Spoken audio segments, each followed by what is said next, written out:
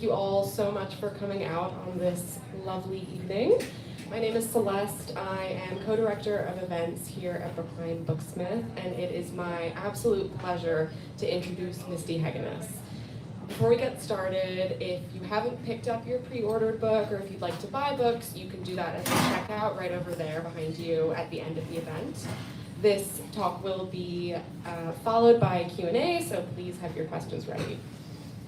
Misty L. Heggeness is co-director of the Kansas Population Center, associate professor of economics and public affairs at the University of Kansas, and former principal economist and senior advisor at the U.S. Census Bureau. She is also creator of the Care Board, a dashboard of economic statistics built by and for caregivers that brings their economic contributions into the fold. Swiftynomics is a feminist romp through pop culture that illuminates how women influence and shape the economy. Taylor Swift isn't just a pop megastar. She is a working woman whose astounding accomplishments defy patriarchal norms. And while not all women can be Beyonce or Dolly Parton or Reese Witherspoon, the successes of these trailblazing stars help us understand the central role of women in today's economy. Swiftynomics accesses the complex economic lives of everyday American women through the stories of groundbreakers like Taylor Swift. Heggeness digs into the data, revealing women's hidden contributions and aspirations, and the unexamined value they create by pursuing their own ambitions. She highlights the abundance of productive activity in their daily lives and acknowledges the barriers they still face. Exploring critical reforms regarding caregiving and gendered labor, this book offers advice for women to thrive in an economy that was not built for them. Anybody who has watched the phenomenon of Taylor Swift unfold, basically anybody with eyes, knows that there is something profound going on under the surface, something much bigger than just her. Let's be real, we've all dreamed of writing an essay or even a manuscript to give to that guy who just doesn't get Taylor Swift. Heggeness has actually gone and done that with nuance and humor and subtle grace. It is my absolute pleasure to introduce her to you all now. Thank you.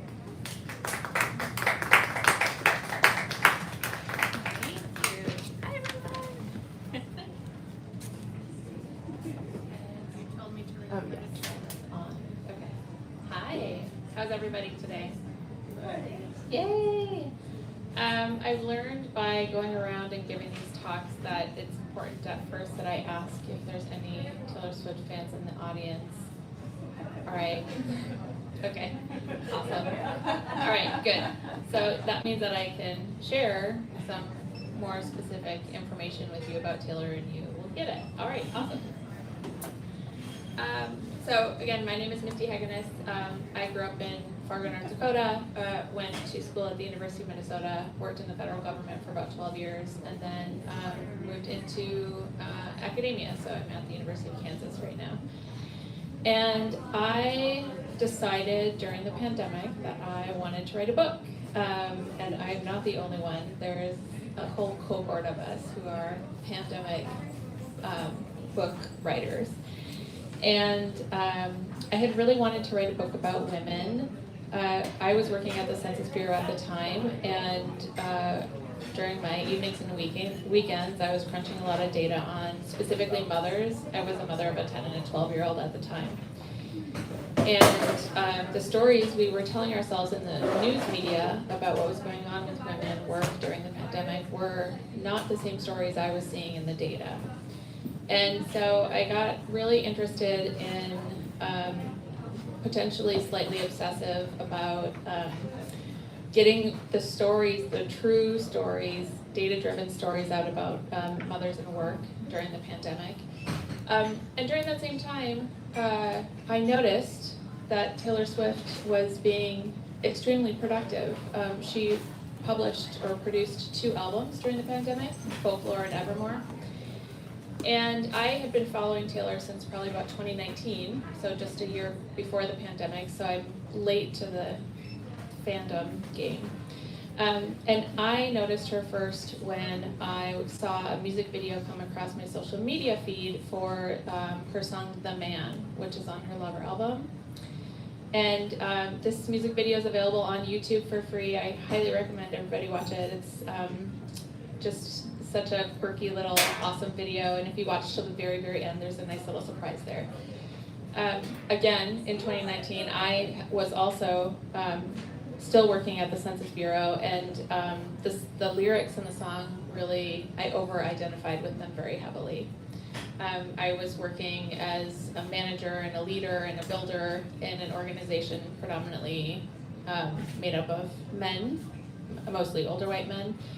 And as lots of women experience when you try to be a builder or a leader or a boss in an organization that is that way, people will often be quick to criticize you or complain about you. And so I really identified with those lyrics. And then during the pandemic, she came out with these 2 albums, and I really wanted to write about women in the economy, and I couldn't stop thinking about what an awesome example Taylor Swift was for a potential pathway that women could use to find their end game, whatever that is, in their career, in their life.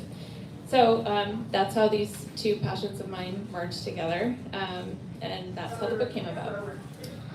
So I'm going to talk to you a little bit about the arc of and the career of Taylor Swift and what I think is interesting and unique about it.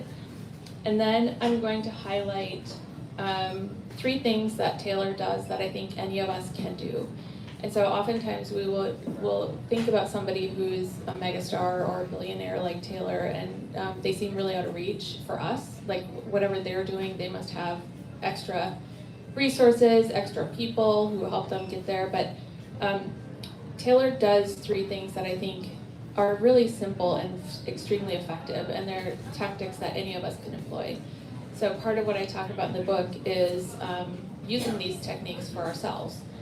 And then lastly, I'll just read a couple of sections from the book that I think give a just general summary or overview of the gist of the book to help you get a little bit of a flavor for it. All right, questions? All right, I'm a teacher, so I will be interacting with you just by default. Okay, so I want to go back and start at the beginning of Taylor's career when she was 14 and had wanted to become a singer. So if you know anything about Taylor's life, her grandmother was an opera singer and also a TV celebrity in Puerto Rico. And some of that kind of interest in entertainment and in music rubbed off on Taylor. And so Taylor really wanted to be a famous musician, and she wanted to write her own songs. She wanted to be on a big stage. And when she was 14, her goal was to write songs about the lived experience of young teenage women, and specifically young white teenage women, which were girls around the area where she grew up in Pennsylvania. And her mom and her family took her to Nashville. She went door to door, knocking on music executive doors, trying to get a contract. And she finally was successful in doing that. So her persistence paid off, her family's persistence, and the sacrifices her family made paid off. She got a music contract with RCA in country music. The thing that Taylor didn't like about that music contract was that it was a development contract. And so if you're in the music industry and you get put on a development contract, essentially the executives don't think you're ready yet to produce music. And so they're not going to make albums for you. They're not going to necessarily let you sing and record your own music. They're going to just basically, you are in training. And a development contract has no end date, so you're just on a development contract until the organization feels like you're ready. So Taylor was on a developmental contract, and she came across somebody else who was leaving a big company. This is Scott B. I cannot pronounce his last name. I call him Scott Bruschetta, and I recognize that that's an appetizer, so we'll call him Scott B. Scott B was trying to go out on his own and start his own label, Big Machine. And so he came across Taylor and he offered her a deal. He said, come with me on a new label that I'm starting. I will let you write your own songs and I will produce albums and CDs of your music. And so Taylor took a really big risk, right? She terminated her contract with RCA and signed a deal with Scott. She was mostly interested in this deal because he was going to let her sing the music that she was writing. And what I like to point out here is that even at the very beginning, Taylor had a really clear vision. She wasn't really going to let other people tell her what would be in her best interest or what would be the best thing for her to do. She knew what she wanted to do, and she was just going to stick, along that path. And when she found somebody who was willing to let her do what she wanted to do, she took it, and it was much riskier. It was a much riskier option to go off with somebody who wasn't known, who didn't have a name as an independent executive in the music industry. So the other thing that I like to point out about that is you can pretty much guarantee that today, those RCA executives who didn't think that there was a consumer market for young white girls singing about the lived experiences of young white girls, that they're pretty much kicking themselves in the shins right now. One of the reasons why they put her on a developmental contract is because of that, because they undervalued the, economic power and consumer power of teenage girls at that time. And we continue to do it as a society day in and day out.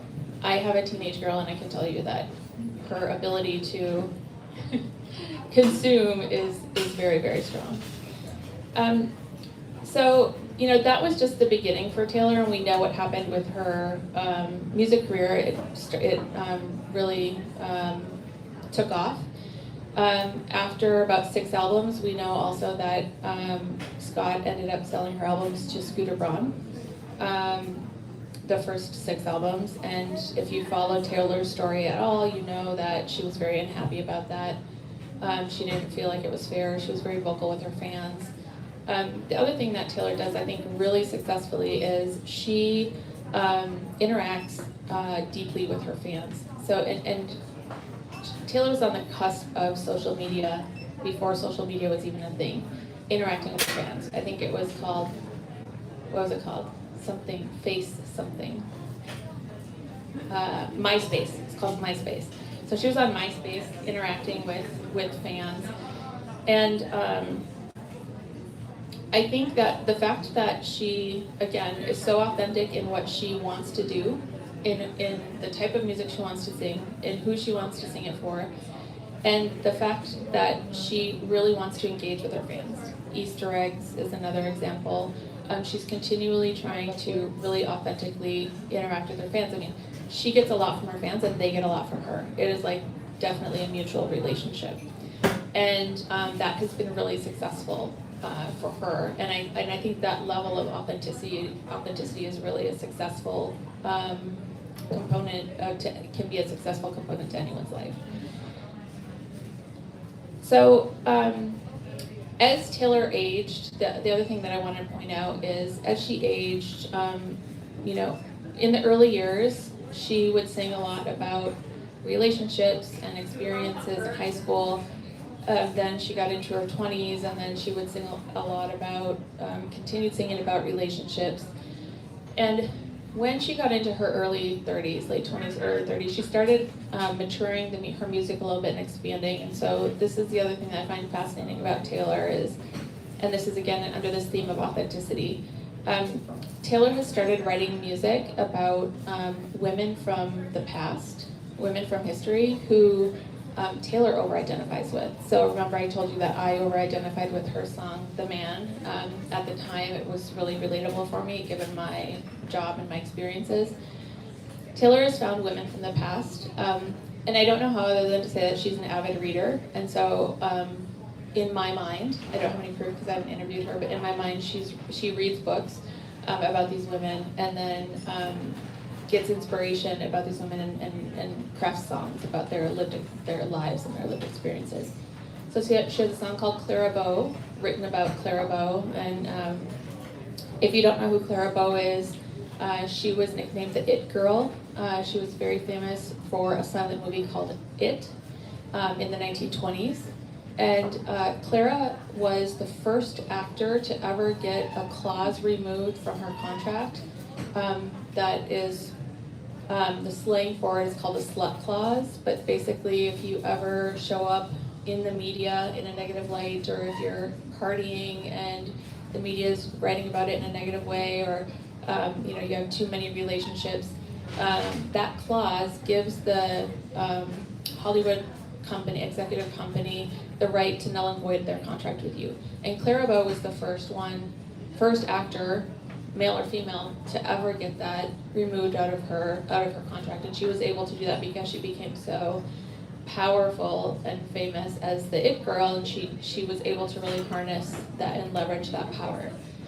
And I think that Taylor identifies with that a lot.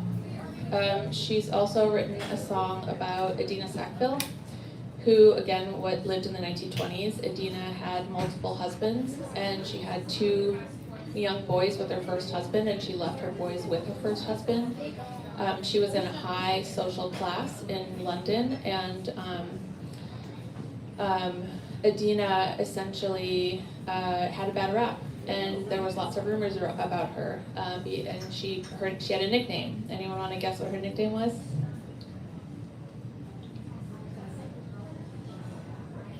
No? The Bolter.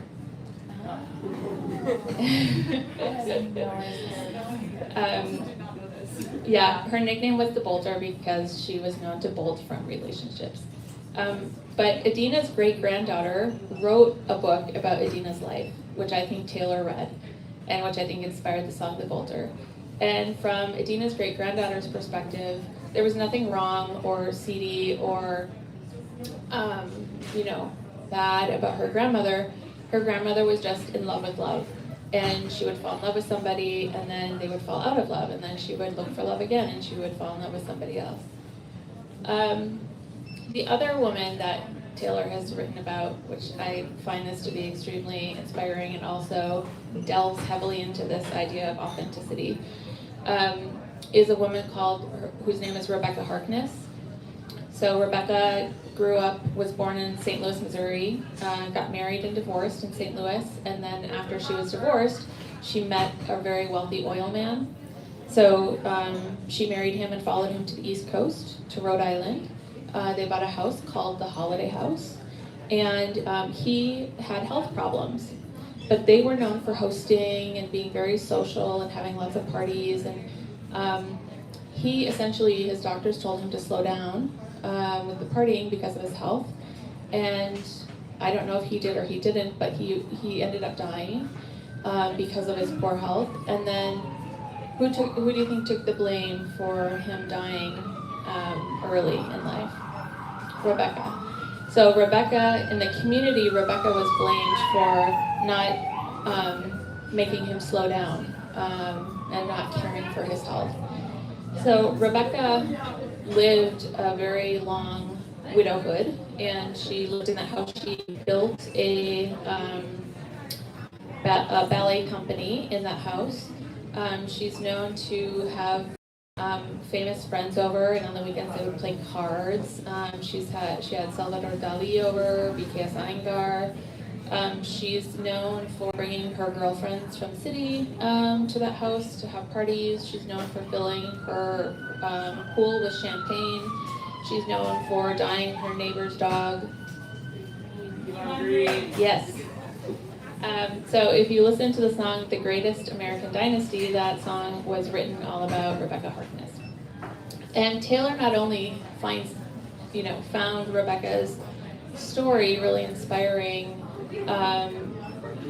Again, I think Taylor's really drawn to women who are just going to follow their passion and don't really care if it's socially acceptable or not based on gendered norms. Taylor ended up, after the home sat empty for a while, Taylor purchased that home from Rebecca's estate. So Taylor now owns that house in Rhode Island. That's supposedly where she's having her bachelorette party with her friends before her wedding. So Taylor goes in really, really deep in this idea of authenticity. And again, when she was younger, it used to be songs about her friends' experiences, songs about her own experiences. She still writes about her own experiences or the people around her. She's written about her grandmother as well. But she also finds inspiration from other really strong and independent women from the past. And I think that the fact that she does that is one way that she's able to really be so bold and brave in her choices today. It makes you feel like you're not alone if you see that there are other trailblazers who have come before you. The second, I told you that I'd give you 3 things that I think Taylor does that anybody can do. This first one was authenticity. The second is reinvention. So the Eras tour, every era that Taylor has gone through is all about how she gets from one era to the next by reinventing herself. And I think reinvention is a really critical key component for people who live in a society where your demographic position, whatever it is not the dominant. And so lots of times, women can struggle to really make it to the end of their career path in the way that they want, because we often have to balance other things in life, family and work, whatever it might be. And I think that one thing that Taylor does that could be useful for all of us is she really leans into the reinvention. So she doesn't linger too long and feeling frustrated or sad or angry that she's, something has happened to her outside of her control that's making her have to switch. You can think about all the stuff that happened with Kanye and Kim, and her coming out with Reputation album. But she's also, by choice, made reinventions. And, for this book, I surveyed over 300 adults in the US and nationally representative, asking people how many times have you ever had to reinvent for your career? And basically 9 out of 10 adults in the US have had to reinvent at least one time for their career, and it's the same for men and women. The gender difference is when you look at the frequency of reinvention. So women reinvent more frequently than men. And you can imagine that again, is because of this issue of having to try to balance family and family responsibilities with work responsibilities. But I think the key storyline here and the key thread for me, and I write about this quite a bit in the book, is that I think we really need to embrace the reinventions. There's a lot of examples of people who've had to reinvent, and it has gotten them into a much more better, successful place. So really being authentic and then reinventing when you have to and not accumulating shame with that, I think is really important, especially for women. The third key thing that Taylor does that I love, that we can all do, is masterminding. And so reinvention is kind of like in the moment you have to switch up something because there's a barrier or there's a constraint. Masterminding is the long-term strategy. So masterminding is, I want to become, this is just one example, I want to become a manager in this company. I'm working for a boss right now who doesn't believe I have managerial skills. And so my boss is not going to promote me. And so I have a couple of options. I could get frustrated, bitter, angry, complain. I could try to convince my boss that I have those skills, but that feels like a very rough road to go down and might not be successful. And so what a mastermind mentality would do would be to figure out how you get around, over, or under that supervisor. So if I'm masterminding my path, like I know that I would be a good manager in this company and I really want to do that, I can try to find a mentor in another space of the company, apply for other jobs. I think the idea is not to get burdened by the block, but just to really focus on, if I want to get to that end goal and going straight right now is not going to help me, what are the other tools or the other steps that I can take or think about to get there. Taylor's biggest and most famous mastermind is buying back her first 6 albums. And when those albums were stolen, when those albums were sold out from under Taylor, she didn't know at the time that she was ever going to get them back. But that didn't stop her from thinking about the long game and thinking about, okay, if I want to try to retain portions of this power or portions of this control over my art, how can I do that? And in the short run, it was, I'm going to re-record. And then as she started re-recording, she saw that there was a lot of power in that her fans were following her re-records. Her first 6 albums were losing value. Radio stations were playing the re-records, not the first 6 albums. And then she came up with this idea of the Eras Tour, right? And so the Eras Tour was a celebration of all of her reinventions and really, again, leaning into them, not as like, this is something I had to do, but this is something that I wanted to do in order to survive and continue to persist in this profession. And eventually she realized that, through the Eras Tour, she became a billionaire through the Eras Tour, and she accumulated enough money through that tour that she realized she could purchase back her albums. And then she had to come up with a strategy of how to do it. And if you watch the 6-part docuseries on Disney Plus, they talk about her strategy. I think it was in that one. That, by the way, is a masterclass in women's leadership. That whole docuseries is a masterclass in women's leadership. But she essentially made a kind of executive decision. She was going to send just her mom and her brother to go and have a conversation with the executives of the company, the holding that had her first 6 albums. Because for her, it wasn't about the money. It was about the legacy and who was going to have the legacy of her art when she passed away. Was it going to be her children and her grandchildren, or was it going to be some business that really doesn't have anything really specific to do with Taylor at all?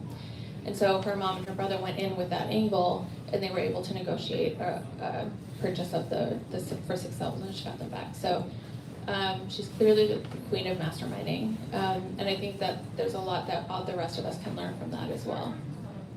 It's really about not giving up, being persistent. So I walked you through a little bit of some of the key components that I think are really interesting in Taylor's career path and what they have to do with Taylor really acting as an economic agent.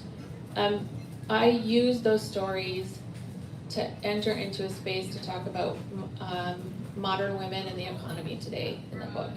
And so you'll see those stories told and more of those stories, but you'll also see a lot of stories just told about generational shifts in women and women's economic achievements through generations and through time. So I'm gonna read for you 3 short sections in the book that kind of give you an overview. The first I'm gonna read is, it's actually the preface, and I wrote it about the women in my family. When I was writing this book and just trying to think about being authentic and authenticity about how I see the world and how I see women as economic agents in the world, I just felt like I had to tell the story of the women in my family as well, or it wouldn't be really completely authentic in this space. The other reason why I add this in the preface is because women's stories generally don't get told in history books. History books usually reflect the dominant voice and the dominant perspective. And the women in my family, their stories will never be told in a history book. And so I wrote them down in here so that at least their stories would be memorialized somewhere. The second piece that I'll read to you is just the beginning of the introduction, where it really starts with the Eras Tour and Taylor's journey on the Eras Tour.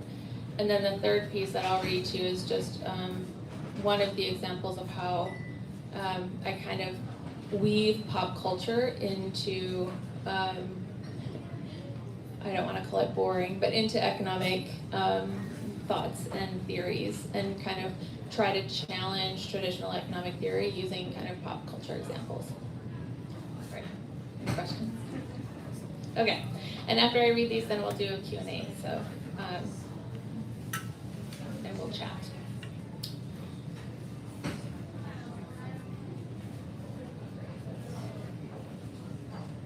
All right. So this, the preface is, the title is Dear Reader. The other thing that I do is I use Taylor Swift song titles for all of my subsections, except for I think 1 or 2. And if you are a Taylor Swift fan and you know these songs, you'll get the double meaning. And if you don't, that's okay too. You don't need to get the double meaning, but it's fun if you know the songs. All right. I have memories of getting lost in rows of freshly sprouted garden greens. Trailing behind my grandmother on blistery hot summer afternoons, I'd watch her pull carrots and cut peonies for the house. We'd listen to the sweet melody of songbirds hidden among the looming elm trees of her expansive yard nestled in the heart of the Dakotas. My grandmother and I would enter her cozy, dim-lit 1950s Rambler. I would squint my eyes to adjust from the scorching summer midday sun. A rectangular turn-dial radio covered in tan leather and dark mesh sat on the kitchen table. A thin metal antenna protruded from it, the kind easily broken with a slight of pressure. I can literally see myself at this table when I read this. Next to it lay a partially finished crossword puzzle from the daily newspaper, wrinkled and folded into quarters, held down by a crisply sharpened number 2 pencil. Eraser shavings ran across the tablecloth. The radio sent out the sound of classical music and opera from a local public radio station. My grandmother trained as an opera singer, but then stopped when she met my grandfather and they got married, and she never worked for pay or continued in opera. My grandmother would sit down, inviting me to join her, her bent arthritic fingers folded over each other. Her beehive hairdo encompassed irrational volumes of height, not moving an inch while she spilled the stories of her youth, of who she was growing up. How she trained to sing opera before she got married, describing to me who she had wanted to be and who she had become. On those days, she revealed family mysteries, taboos, and triumphs. Her patience was infinite as I asked her to retell again and again the stories of her past, so I could crystallize them in my present, to tell me who she was and how she became the woman and grandmother I knew her to be. Pushing boundaries runs in my family. My other grandmother left her family farm on the scorched earth of the Dakota Plains to get an education in town. She received weekly boarding and a high school education. Venturing towards economic independence, she then studied at a teacher's college and became a teacher in a one-room school, Laura Ingalls Wilder style. At the age of 21, she boarded a train alone, headed toward Tacoma, Washington to marry my grandfather, who was in the U.S. Army. She left her job, birth family, and everything she knew to start a family of her own. I come from a long line of strong, resourceful women, which explains my love affair with understanding how gender shapes the world and the economy. The women from the deep, dark roots of my family tree have been grafted onto my being. My memories of them are as vivid as a fluorescent summer sky radiating sunlight on a Midwestern lake. Whether they toiled in household chores so their families could flourish or worked for pay in jobs outside the home, they knew when and how to play their hand. They were a tether binding our family together in love and war. They crafted and framed their own lives within the constraints that governed them. They broke through barriers to achieve that which was important to them and pushed back on traditional gender molds that suffocated them. Grit and determination defined them. And if there was anything they wanted to achieve but could not, that made them more determined to make sure I would not be held back. These voices from my childhood have always echoed in the back of my brain, reminding me that I could achieve anything, anywhere, whenever I wanted to, no matter what. I think we all have these types of stories about the women in our families. And I think it's important that we remember them and highlight them. Okay, so now moving on to the introduction. This subsection is called our economic power era, or actually this chapter, introduction chapter is called our economic power era. Taylor Swift breathes life into lyrics. She articulates lived experiences and perspectives that hover deep in her soul. When we get lucky, she shares those stories. We see ourselves reflected in them, and our relationship with Taylor, the artist, grows. Artists are known for writing, speaking, and singing their truth. Female artists leave breadcrumbs of their real lives as women, loosely sprinkled throughout their music for fans to devour. Through this artistry, they peacefully protest a society built for others. This activism guarantees that women's stories are seen, heard, and remembered. Their voices are relatable. They document our legacy. Through their art, we know we exist. Through our purchasing power, we exercise an economic strength, consuming their art because their art defines us. The Taylor Swift Eras Tour represented the epitome of our modern-day economic power. Millions of us purchased an experience that was relatable and gave us joy. Taylor arrived at precisely the right moment. She stood tall and proud on the peak of this mountain of economic power and agency. She waved down at us from her stage. "Oh, hi," she would say. Anybody go to the Eras Tour? Okay, so then you know she said that. She was living her best era yet. The rest of us stood below, shouting with excitement because she was us and we were her. When we rose, she rose, and vice versa. This is representative of what I call Swiftynomics, a reality in which women reclaimed a power that had been theirs all along and in which their economic influence in every aspect of society would not go ignored. That's the intro. And then this is a bit further along in the book. The subtitle, this is in chapter 2, which is, chapter 2 is about survival. And the subtitle of chapter 2 is Miss Americana and the Heartbreak Prince. So it's about how women survive in an environment built for men, and vice versa, if you will. This section that I'm going to read now is, the title of it is Clean. Taylor has a song called Clean. And I'll just start reading it. Japanese organizing consultant Marie Kondo, anybody know Marie Kondo? Okay. Took the world by storm with the simple, surefire strategies outlined in her 2014 book, The Life-Changing Magic of Tidying Up, the Japanese art of decluttering and organizing. And in her 2016 title, Spark Joy, an illustrated masterclass on the art of organizing and tidying up. If you were drawn to the organizational strategies and cleaning methods of Marie Kondo, you may just be an economist, a great-grandchild of economic man. I talked about economic man in the prior section. Economic man is an abstract concept that economists use to talk about somebody who's acting as an economic agent. Marie's method of keeping only those things that spark joy and losing everything else, considering it waste, sums up the entire platform of modern economics. It absolutely nails the original spirit of the men who built modern economics. Note, however, that Marie did not feel the need to flex by using math. But just as there are limitations to economic man's version of modern economic theory, I suspected that Marie Kondo's vision of tidying up could not last. It was not sustainable, mostly because efficiency can be exhausting, overwhelming, and unrealistic in real life, especially for women who juggle multiple roles inside and outside the home.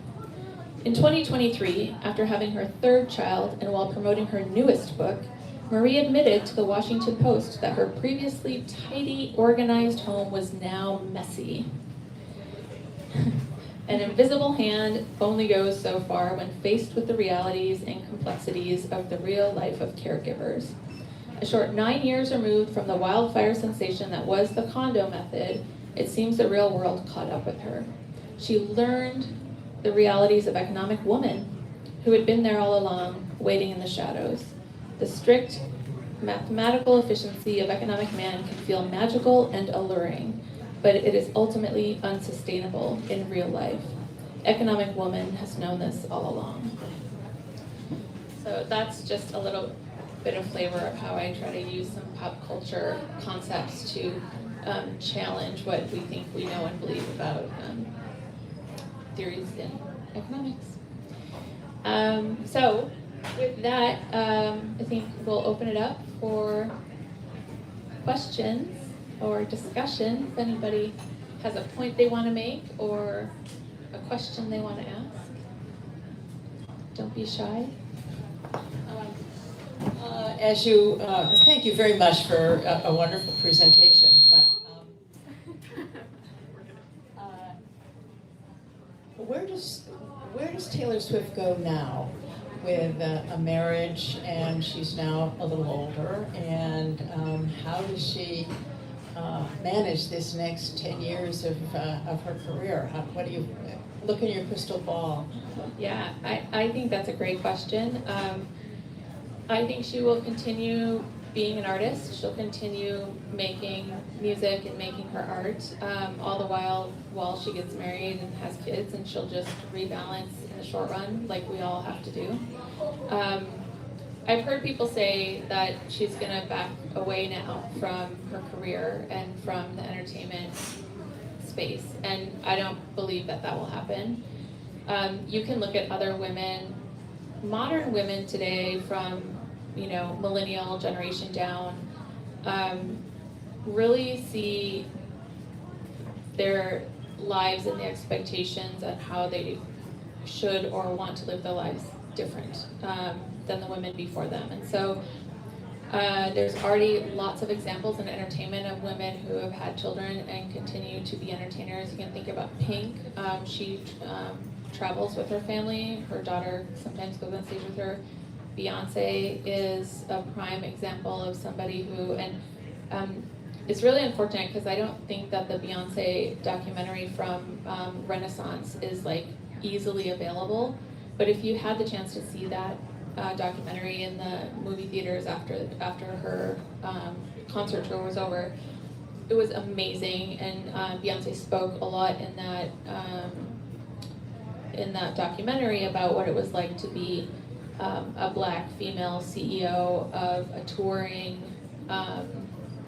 concert series and a mother at the same time, and how she balanced all of that. So what's happening today is really fun to observe, because women, when they can't figure out how to fit into the silo that exists traditionally, they have started making parallel silos.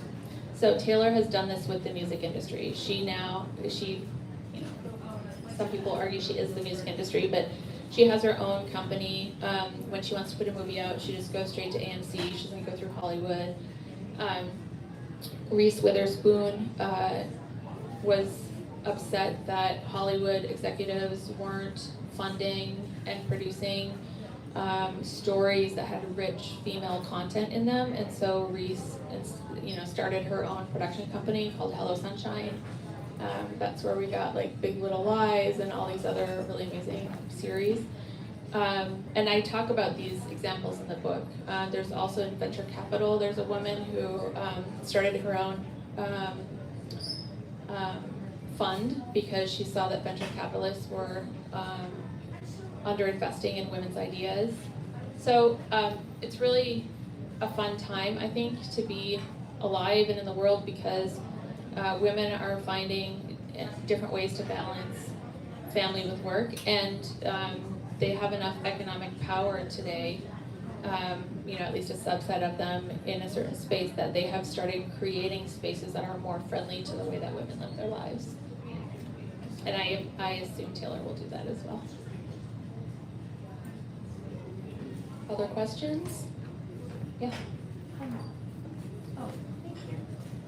Hi, I was wondering if you talk at all about brand management as a Taylor strategy, because I think part of what Taylor is so good at is convincing people to see things in the exact way she wants them to be seen. Like the Masters buying back seems like a great example, because even though I kind of subscribe to the idea that it wasn't all about the money, I think Taylor also manages to vary when things are about the money to a degree. So to see, Taylor is good at seeming, I guess, more at kind of hiding sometimes where her economic power is really at play. So I just wondered if that was something you thought about. Yeah, and I mean, the other fact of the matter is, she has a dad who works in finance and investment, and she's got a whole team in her business company who, definitely there are many of them who are interested in the money and generating more. I love to watch the marketing angle. Some of the things that I think have been fun, you really notice the amount of power she has when other companies that have nothing to do with her or her product are trying to latch themselves onto her in specific moments. So if you look at The Life of a Showgirl when it came out, all of a sudden my entire social media feed was sparkly orange. Sharpie pens, get your new sparkly orange Sharpie pen, Dunkin' Donuts, like things that had nothing to do with music or entertainment. All of a sudden, we're creating marketing propaganda that would make people think about Life of a Showgirl, and it's because they wanted to capture in some of her market.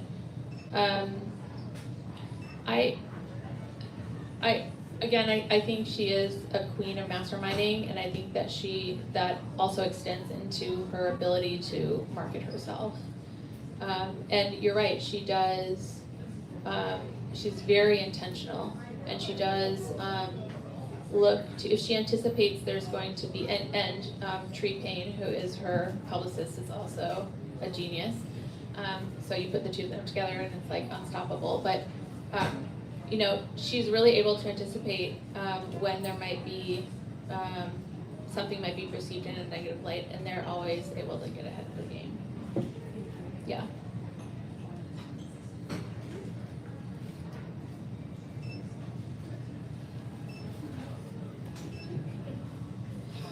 Hi. Hi.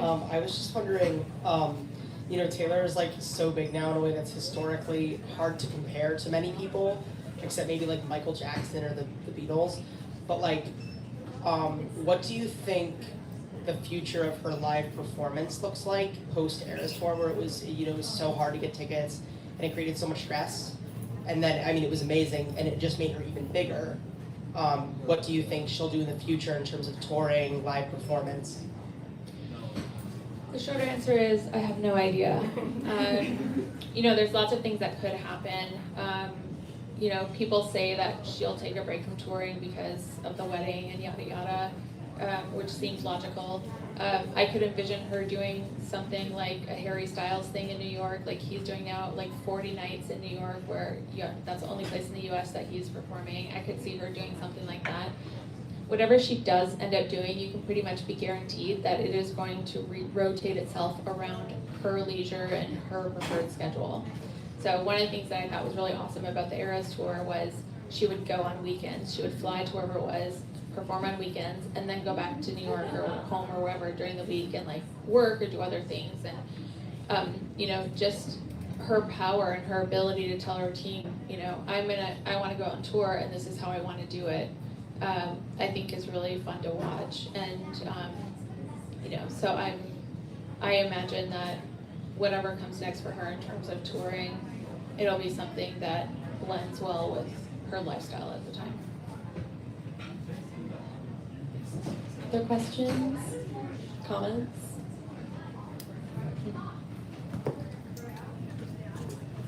Hi. I was wondering if you touched at all in the book on her political activism or what's often discussed as lack of activism, especially nowadays. I think I've read and seen discourse about how she's pretty vocal at a certain point in her career around 2019, particularly in support of the LGBTQ community. And then, she's been consistently, made known her preferred presidential candidate and promoted certain elections after that. But I think a lot of the discourse I've seen is people assuming that the reason she hasn't been as politically active recently could be for, maybe it could be tied to her brand and her team and where they see they can make money. So I guess I'm wondering if that's something that you wrote about at all, or just what your opinion is on that. So I briefly touch on this in the book when I talk about, I have a section where I talk about Kamala Harris and our inability to vote. We'd rather vote in extremely incompetent people into the presidency as long as they have a penis than vote in a really competent woman. But that's my opinion, not Taylor's. I don't know what hers is. Probably it's the same. I have a little, so I'll just say, as an economist, I don't have a strong opinion about whether or not Taylor speaks up in certain moments in social settings. I think it's a lot to ask of entertainers to bear the weight of political influence or political, it's not righteousness, but like I don't have an expectation on her that she should, you know, share with us her political views, just like I don't have an expectation of, you know, that I should have to do that either in my job as a professor at a university. I think it's great when she does do it because I think at the end of the day, she does have a lot of power and voice, and she really, really cares about equality, and she really, really cares about women's rights, and she cares about, you know, living in a society where we support each other. So maybe I'll just leave it at that. But yeah, and I don't know if she stays silent now because of a money thing or not, and I guess I honestly don't really care if that's like, you know, you look at Dolly Parton. Dolly Parton has fans across all the spectrums, and Dolly Parton is very quiet when it comes to political. So there's a lot of male and female artists throughout time who either do or don't speak up, and sometimes it works for them and sometimes it doesn't. But I think it is a lot to ask to put that on her shoulders, that we should expect her to speak up. We can speak up for her. We know what her voice is. There's more of us than there is of her. Any more questions? I think we have time for one more. Comments, thoughts? All right, well, oh, yes. Can I just ask a personal question? Yeah. What's your favorite Taylor Swift song? Oh, okay. Good question, good question. I think that Taylor Swift songs are best served in pairs, kind of like fine wine and cheese or something like this. So my favorite song is Mad Woman, and I think that should be listened to along, like next to or along with The Man, because The Man tells you how women see the world when they try to be a leader or a boss or ascend. And Mad Woman tells you how the world sees that same woman when she tries to ascend or be a leader or boss. So it's the same storyline from different perspectives. So yeah. And then I love all of the feministy stuff I'm really a fan of. So cancel, father figure, vigilante shit. No body, no crime. All right, well, thank you all so much for coming, and a big round of applause, please, for Misty Heggeness. If you don't mind, I would like to take a selfie with all of you, but if you don't want to be in it, you can just like cover your face or run out.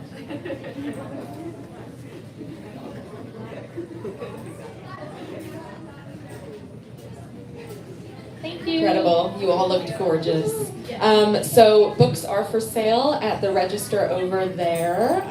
Please pick up a copy, and we can do a little signing here if that's okay with you.